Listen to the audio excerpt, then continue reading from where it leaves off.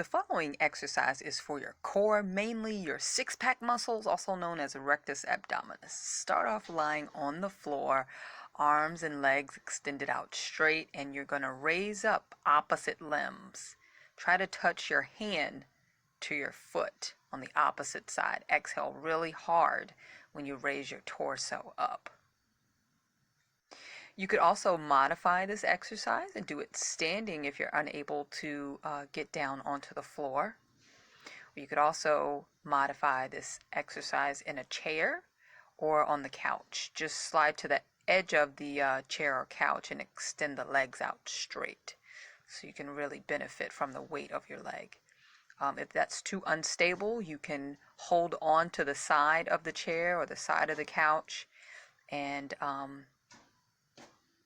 raise your limbs that way to perform the exercise. Thanks so much for watching. Please like, share, and subscribe for more exercises.